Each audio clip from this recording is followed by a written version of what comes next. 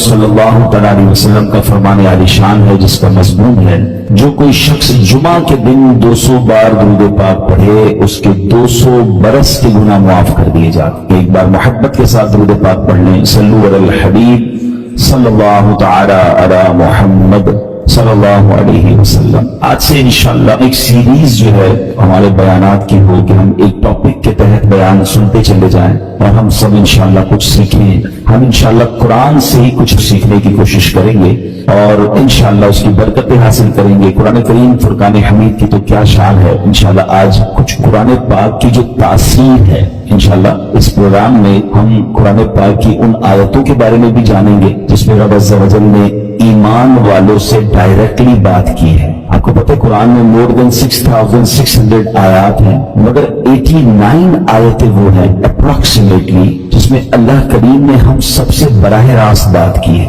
یا ایھا الذین آمنوا کہہ کر، اے ایمان والوں کہہ کر اللہ نے مجھ سے اور آپ سے کیا بات کی ہے، کم از کم وہ تو ہم جان لیں۔ تو انشاءاللہ قرآن کی باتیں ہمارا جو ٹاپک ہوگا اس میں ہم یہ آیتیں بھی کور کریں گے۔ تقریباً قرآن پاک میں 100 کے قریب واقعات ہیں۔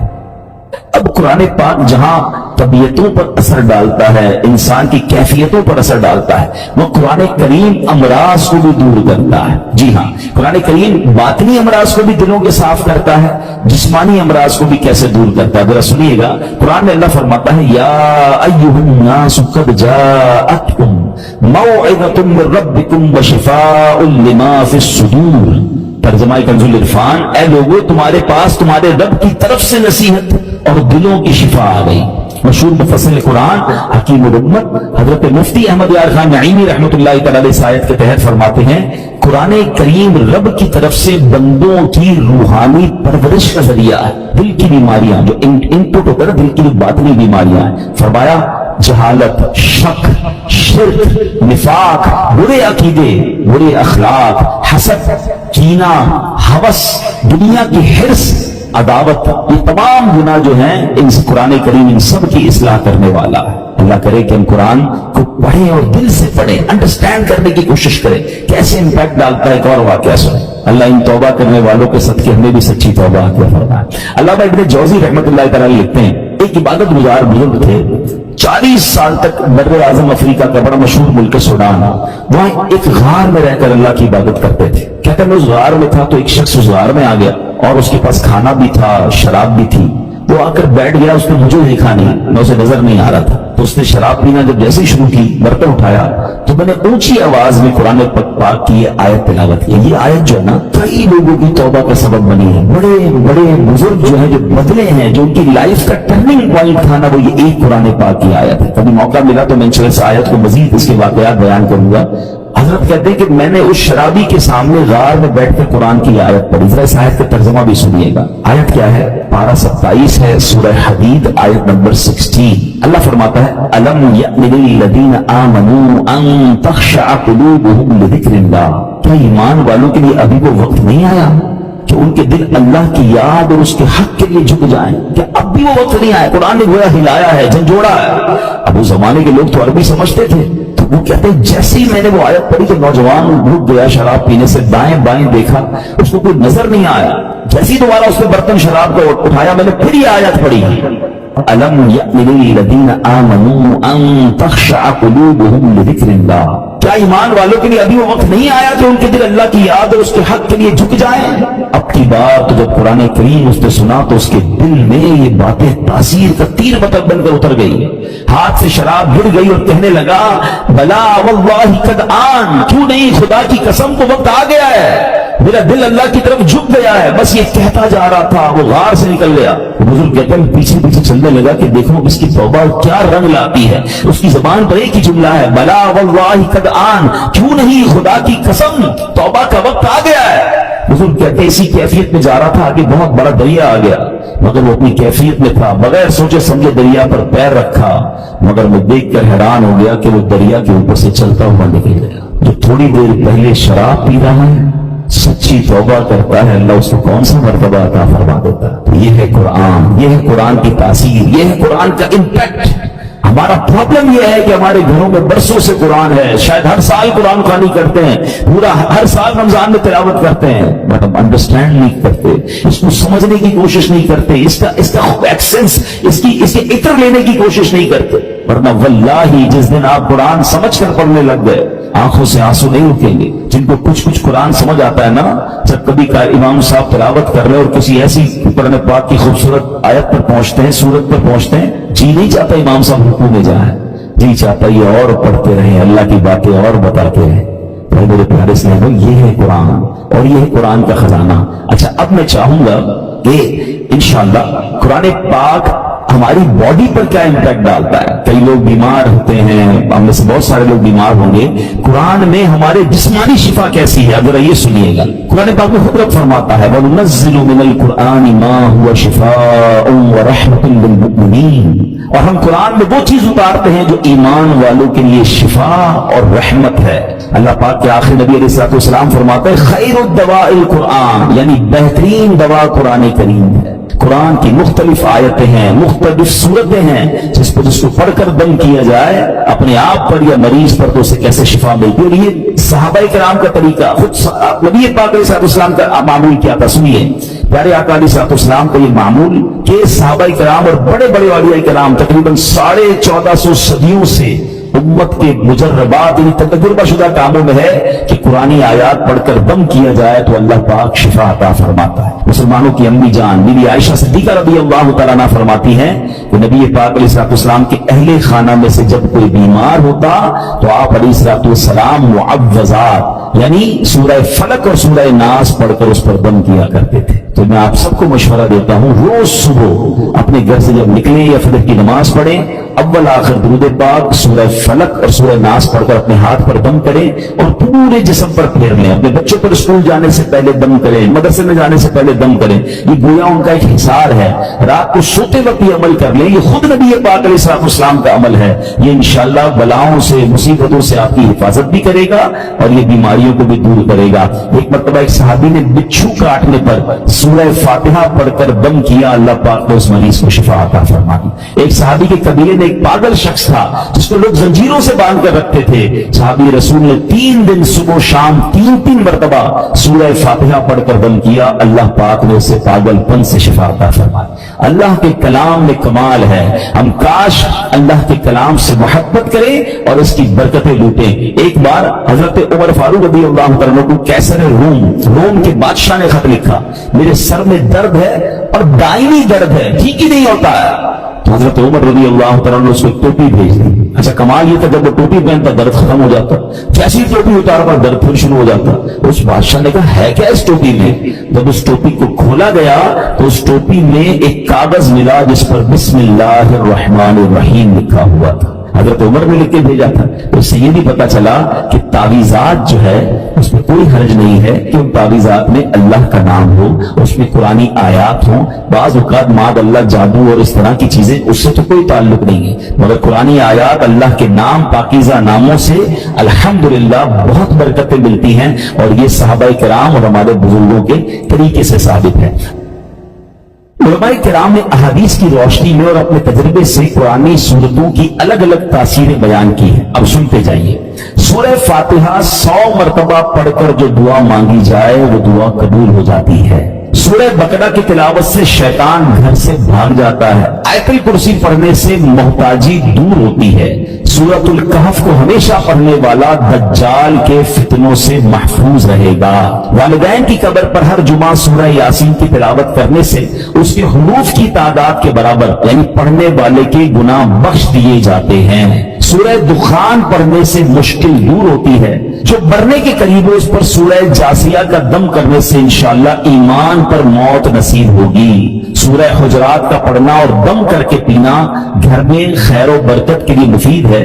سورہ قاف، کئی لوگ ہوتے ہیں جن کی فصلیں ہوتی ہیں، باغ ہوتے ہیں، تو اس کے بارے میں فرمایا کہ سورہ کاف پڑھنے سے باغ میں پھلوں کی کثرت ہوتی ہے، سورہ رحمان 11 بار پڑھنے سے تمام مقاصد پورے ہوتے ہیں، سورہ واقعہ جو شخص روزانہ پڑھے گا اسے کبھی فاقہ نہ ہوگا، سورۃ الملک کو ہر رات پڑھنے والا عذاب قبر سے محفوظ رہے گا، سورۃ المزمل کو 11 بار پڑھنے سے ہر مشکل آسان ہو جاتی ہے۔ جو بچے حفظ کر رہے ہوتے ہیں ان کے لیے سنیے، سورۃ المدثر کو پڑھ کر حفظ قرآن کی دعا مانگنے سے قرآن کریم کا یاد کرنا آسان ہو جاتا ہے۔ مریض کے پاس سورہ مجادلہ پڑھنے سے درد میں آرام ملے گا، سورہ لیل مرگی کے دورے پڑھتے کچھ لوگوں کو، تو سورہ لیل پڑھ کر مرگی کے مریض کے کان میں دم کرنے سے فائدہ ہوتا ہے، سورہ رحمان لکھ کر پینا پلی یعنی سپلین کے مرض میں مفید ہے، سورہ النازعات پڑھنے کی برکت سے جان نکلنے کی تکلیف نہیں ہوتی ہے، سورہ ضحیٰ پڑھنے سے بھاگا ہوا آدمی واپس آ جائے گا، سورہ علم نشرہ جس مال پر پڑھ کر بند کر دیا جائے اس میں خوب برکت ہوتی ہے، سورہ تین مرتبہ پڑھنے سے اخلاق و کردار بہترین ہوتے ہیں، سورۃ العلق میں جوڑوں کے درد کا علاج ہے، بزرگ بیٹھے ہوں گے جوڑوں میں درد ہوتا ہے تو سورہ علق پڑھے تو انشاءاللہ جوڑوں کے درد کا علاج ہے، جو کوئی صبح و شام سورہ قدر انا انزلناہ فی لیلۃ القدر پڑھے اللہ کریم اس کی عزت بڑھا دے گا۔